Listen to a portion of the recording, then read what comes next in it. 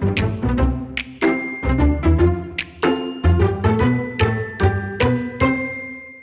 everyone, welcome to Live Interactive English. I'm Mike. And I'm Sam. And we both hope that you guys are still hungry for more knowledge about pudding. That's right, we're learning about the differences in this word pudding and what people mean when they use the word pudding between American English and British English. Now, Sam, you're American. Yes. Until yesterday, if I'd said to you, what is pudding? You would have said? I would have said, it's just that little snack that comes in a plastic little cup and it's like eggy and sweet, and you could have chocolate, you could have vanilla, and that's it. That's it. Pudding. Exactly. So, but if I asked you now, today, after yesterday's article, what is pudding? You would say, I don't know. I have no idea, especially if you got on a plane and flew from America to Britain, because in Britain, pudding can be lots of things. It can be that sweet treat, although British people might actually call it custard, but it could also just mean dessert.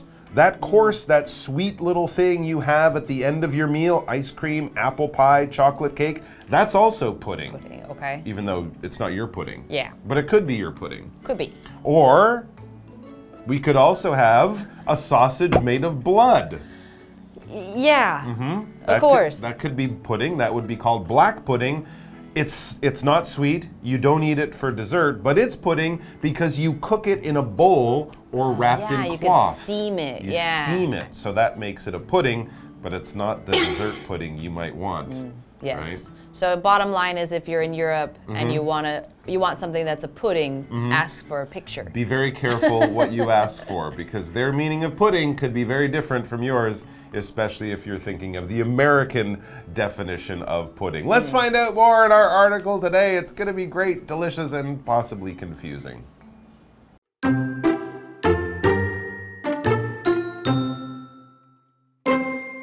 Furthermore, in Britain, pudding also refers to dishes that are sometimes baked, but were traditionally prepared by boiling or steaming. A popular dish that fits under this category is sticky toffee pudding, a sponge cake made with chopped dates and topped with a sweet toffee sauce.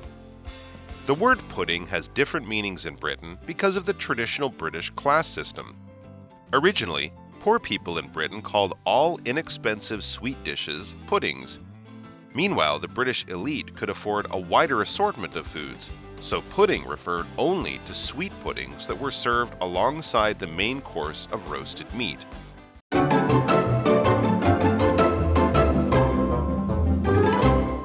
Okay, so let's go ahead and jump right back in, because there's still more that we need to learn about the difference in the pudding, part 2. The differences in the pudding. I guess that's kind of a fun title. There are a lot of differences in the pudding. Yeah, apparently. And so we need to find out more, because there is still more. More differences in the pudding. More. Oh my God. I know. Okay. And so we have our reading. We have, furthermore, in Britain, pudding also refers to dishes that are sometimes baked, but were traditionally prepared by boiling or steaming. So we had just talked about before that you could boil and steam it, and that was considered a pudding. Right. But now we're also saying, by the way, you could bake it too. You could bake it like you would bake bread. So we're not steaming things, not cooking them with steam. When you bake things, of course, you're just cooking them with hot air, like in an oven, like bread or cookies or things like that. So what would be this kind of pudding? It says a popular dish that fits under this category is sticky toffee pudding. Oh, I love sticky toffee pudding. A sponge cake made with chopped dates and topped with a sweet toffee sauce. Now this is definitely a dessert. This would be a pudding. You would have this at the end of your meal. But it's very different from the steamed puddings. It's very, very different from your American-style eggy pudding.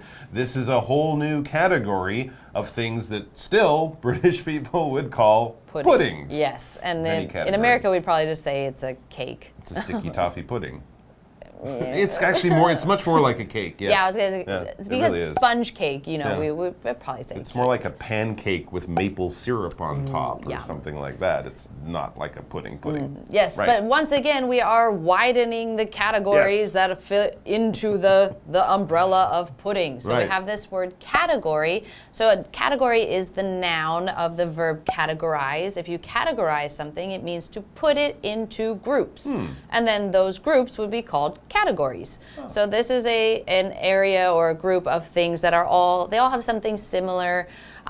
We had talked about classify in the first part. It's very similar to that. So we have different categories of pudding. You have things that could be boiled, things that could be baked, things that are sweet, things that are savory, things that are just dessert. Those are all categories that are still pudding. And so then we have our example sentence. The files are arranged by category. So they put the files into different categories. Maybe these are the blue files, the pink files, the red files, something like that. Yeah, exactly. When you go to a restaurant, you open the menu, they'll usually have starters, main courses, desserts, drinks. Those are categories of food for what they serve there and what you can get at the restaurant. We also have this verb to chop.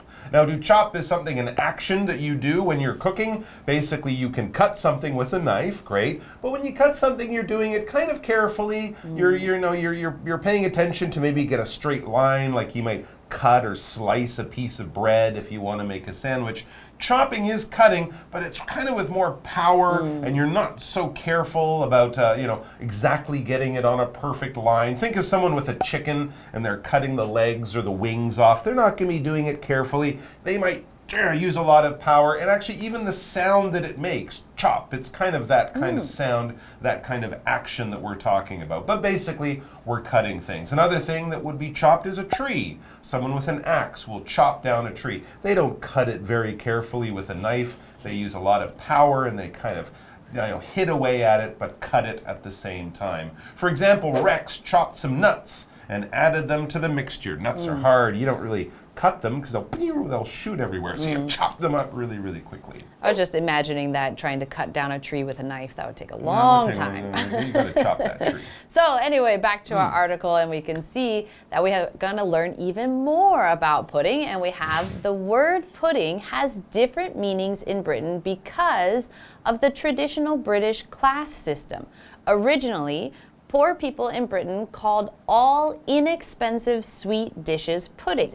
Okay, so now we're starting to get why there are so many definitions of the word pudding. So back in the day when there were more poor people in England and we had this kind of class system, they said anything that is cheap and sweet, that's going to be pudding. Interesting. So they're using it as kind of dessert. Yeah. They're basically saying it's dessert. It didn't matter what it was, but if it was sweet and you would eat it at the end of the meal, it was pudding or dessert, as we might say. Meanwhile, the British elite, this is the rich and powerful, the lords, the wealthy people, that type of thing. Meanwhile, the British elite could afford a wider assortment of foods, more money, so pudding referred only to sweet puddings that were served alongside the main course of roasted meat. Okay. So this might be some of the things that are sweet or savory that you're serving with the meat as a main course, kind of like we might have French fries or a salad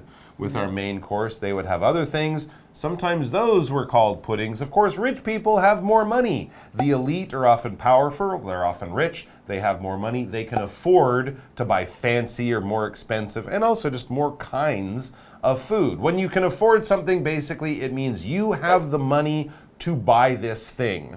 All right, if you buy it, you will still have some money left. If you don't have enough money, if that thing is really expensive, you can't afford it. So you guys could probably afford to go out right now and buy a bottle of water at the store, but most people probably can't afford to go out right now and buy a Ferrari race car or a brand new house in Paris. Or something like that. It's way too much money. We're not the elite. For example, I don't think I'll ever be able to afford a house. Houses are expensive. Most people will never have the money to pay for it. They can't afford it. But you know what we can afford to do? Take a break? Take a break, because we have extra time. Yay! We're going to be back with more about puddings and desserts and all sorts of stuff.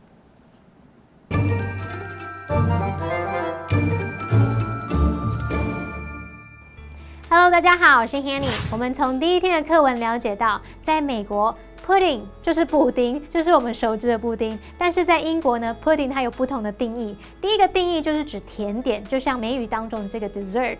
那么第二个定义是指说放在另一个物体里面蒸过或煮过的菜。那除此之外啊，在英国 pudding 还可以用来指说有时候会烘烤，但是传统上是用水煮或是蒸的食品。那符合这个类别的热门食品就是太妃糖椰枣糕，它是一种用切碎的椰枣制成的海绵蛋糕，然后上面淋了甜的太妃糖酱。Toffee sauce 就是太妃糖酱。Mike 老师说，这听起来好像是在松饼上面淋枫糖浆。老师说的 maple syrup 这是指枫糖浆哦。好，那么课文单字 category 它表示类别、种类。它的动词呢是去 y 加上 ize 变成 categorize 表示将什么来分类。好，再来看到 chop 这个动词表示砍、切、剁碎的意思。那我们知道，其实 pudding 在这个字在英国里面有不同的意思嘛？那就是因为传统的英国阶级体系，原先啊，英国的穷人把所有便宜甜的食物都把它称为 pudding。那么英国上层阶级负担得起各式各样的食物，那对他们来说 ，pudding 就只是用来指说跟烤肉、主菜一起供应的甜布丁。好，单字 afford 它表示负担得起、买得起。那我们补充一下，课文用到 elite， 它表示精英或是出类拔萃的人。还有用到 assortment， 它在这边是指各式各样或者是实景的那种意思。解华课文中。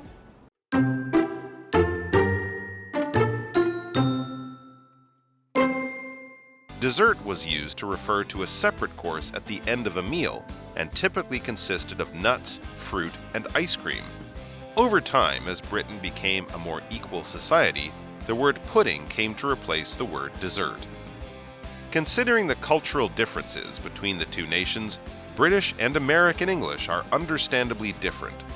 These cultural differences may seem insignificant at first, but when it comes to a word like pudding, they can have major consequences, especially if you have a sweet tooth.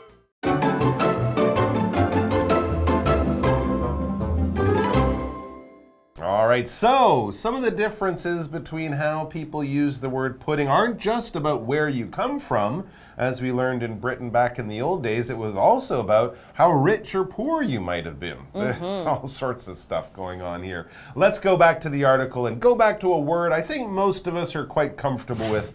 Dessert. Yes. Dessert was used to refer to a separate course at the end of a meal and typically consisted of nuts, fruit, and ice cream. Okay. I mean, that could be dessert. Don't get me wrong. Ice cream, yes. Nuts, definitely. fruit, that's kind of you could say that's a healthy dessert, but I would also, I would put in cake and pie and pudding and all sorts of other things.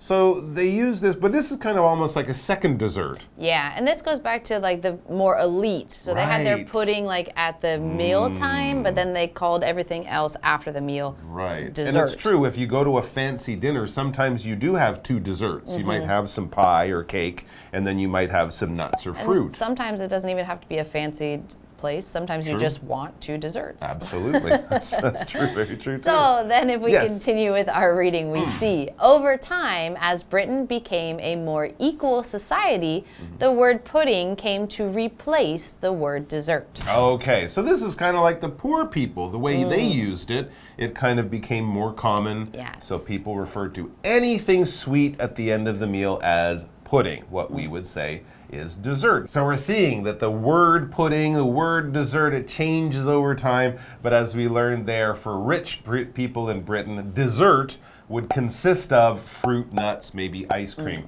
When something consists, and we often have of, something consists of something, that's basically what it's made of, all right? So if you're cooking a certain type of food and you serve it to someone and they try it, what a delicious taste, I've never tried it. What does this consist of? What goes into making this amazing tasting cake or pie? Basically, what different things have you combined together to create something new? All right, we could use it in other ways and not just talk about things we can touch and see. A good party consists of a few things.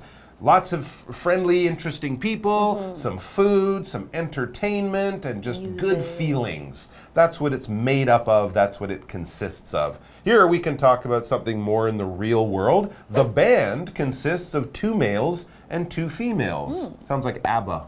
Yeah. Right? ABBA was 2 males and 2 females. Put together, 4 people. That's what the group consisted of. Good band. Yeah, it was a good band. Yeah, very good band. And then we also had this word replace. Right. And so replace is a verb and it means to take the place of another thing. We often use this word when one thing breaks and so we want to replace it. So maybe you dropped a plate and then you wanted to buy a new one to replace that plate. Quickly. Then we use this word replace. But in this case, we used it with totally just so you substituted these words. So we had dessert and then pudding replaced that word as the British society got more and more equal. And then we have our example sentence. It says, in the future, electric cars will replace gas ones. So we're hoping that eventually we'll be away from gas cars and we'll have electric cars. So that is this word replace. And then if we come back to our article, we have, considering the cultural differences between the two nations, British and American English are understandably different. Absolutely. They used to be the same country until George Washington came along and made a bunch of trouble. But obviously they still speak the same language, but often very different forms of the same language. So this is something definitely to keep in mind.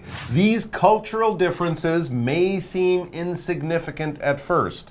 They may not seem important, especially to people from other parts of the world who don't know the differences. So these cultural differences may seem insignificant at first, but when it comes to a word like pudding, they can have major consequences, especially if you have a sweet tooth. Yes. And you just ordered that black pudding on the yes. menu because it looks good and you get a sausage made of blood. Ooh, It will be important to know what pudding is at that time. Yes. Yeah. Yeah. All right, so let's check out our what do you think question. What puddings have you tried and which is your favorite? See, this is why I'm a little bit confused because I will say I've tried pudding, like Okay. American pudding, vanilla Right. pudding. That's my favorite. Vanilla pudding, yum. Okay. But now I feel like it's very possible that I've tried several puddings that I didn't know were called puddings. Possibly, yep, absolutely. I'd say my favorite pudding is Yorkshire pudding, which is made of eggs and flour. It's a little bit salty. It's more like a bread. Okay, more and like a you bread. have it with your roast beef in Britain because this Yorkshire pudding, it picks up the juicy gravy. Ooh, it's so good. But it's not dessert. It's something you have on the side with your main course. Yorkshire pudding. Interesting. Yeah, try it out if you can. I think you can find some in Taiwan, and it's not hard to make. Try it out. And also be careful, but enjoy all the different puddings you have for the rest of your days. We'll see you back here sometime very soon. Until then, bye-bye and Bye. bon appetit.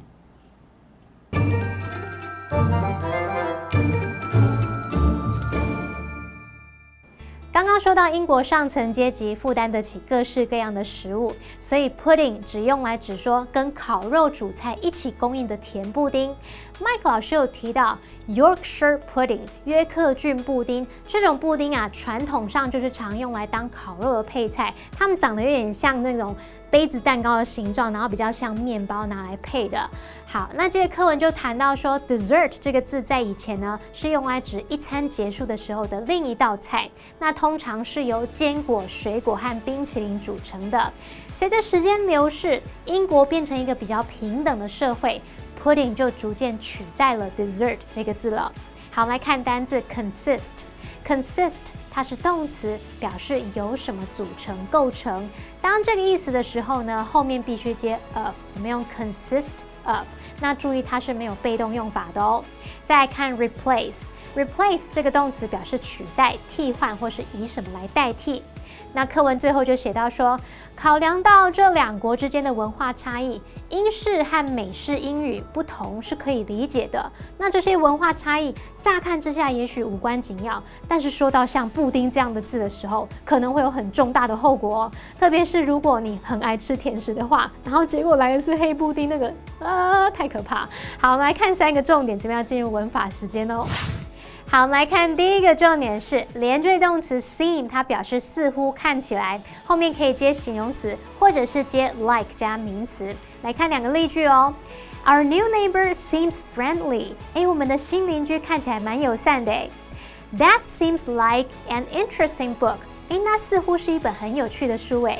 好，那第二个重点是 when it comes to 加上名词或动名词，是表达说到什么什么，谈到什么什么。像我们可以说 when it comes to playing video games, Bob is the best I know. 说到玩电动啊 ，Bob 是我认识的人当中最厉害的哦。那么第三个重点是 have a sweet tooth， 是用来指说某个人他喜爱甜食。那么 tooth 它固定用单数形。举例来说 ，Both Gina and her sister have a sweet tooth。Gina 和她妹妹都很爱吃甜食。好，那么以上是这些讲解，同学别走开，马上回来哦。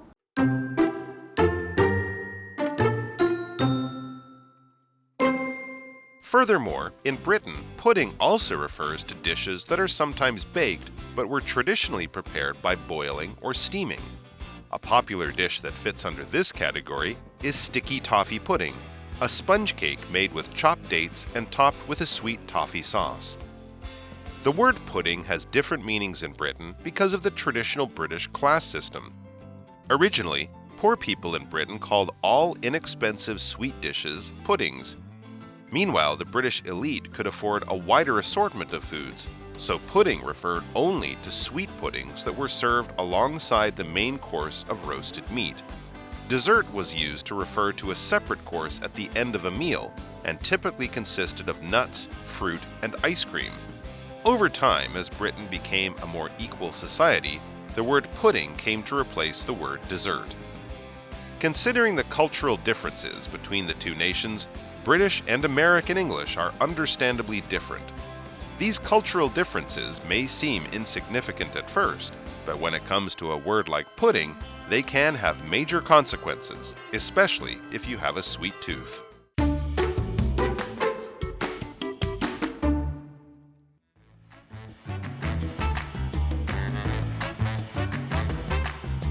Hey guys, I'm Ian. And I'm Matt. And today we're playing a game called Word Drop, where we each have 3 words or phrases on these index cards that we've never seen before, and we're going to casually work them into conversation. Yeah? Okay. All right, you start So and go. I'll start the conversation. Okay, yeah, so I cook a lot at home, and, yeah, I cook almost every night. So I found that my knives have been getting dull because I don't sharpen them ever. But really, I find it's just good to buy cheap knives and then just get rid of the old ones. Maybe wasteful, but you can recycle them, and you just get a cheap press knife that doesn't need to be sharpened, and I find that's best to use to chop vegetables. Oh my god, that's horrible, guys. Do not ever just buy things and throw them out immediately. Fast fashion is a waste. Just try to reuse things and then, whatever. I think, I don't know, that's what I would do. I think in light of what you just told me, yeah, I mean, there is a lot of inflation going on right now in the world. Like a lot of prices have been jacked up, like food prices and stuff like that. And so there are a lot of people that aren't able to afford food or just, buying new knives every 3 months. Yeah. If you buy cheap, I'm talking cheap knives, like. Yeah. Anyway. Yeah, go on. I'll continue this into my next. But there's, yeah, you mentioned that a lot of things are going up in price. And yeah, I find that, it's not just food, it's not just clothes, it's everything right now. And many different categories of things have gone up in price. Many categories of things have gone up in price. That's so true. Going back to his whole knife thing, I think it's the thing that it's like because they're mass manufactured, you know what I mean? So they're cheap for like public consumption. So people can just like buy it and then throw them out and replace them. But what you really should do is like fix it or just sharpen them. It's so much cheaper to sharpen it. Do you know what I mean? It's so much cheaper to sharpen the knife instead of replacing it. Okay. I don't know how to go on with that. Yes. I can't with this one. Yeah. Usually when I'm cooking, like I mentioned, I chop a lot of vegetables. Yeah, with your new knives? Yeah, so my sharp new knives. And but most of my meals, because I'm lazy, I'm just making for one person. They don't look pretty at all, and they really just consist of meat and vegetables. Oh, consist, yeah. Well, I hope that I have convincingly convinced you to just sharpen your knives regularly instead of just replacing them. Because when it comes to recycling, we really have to do what we can to help the planet.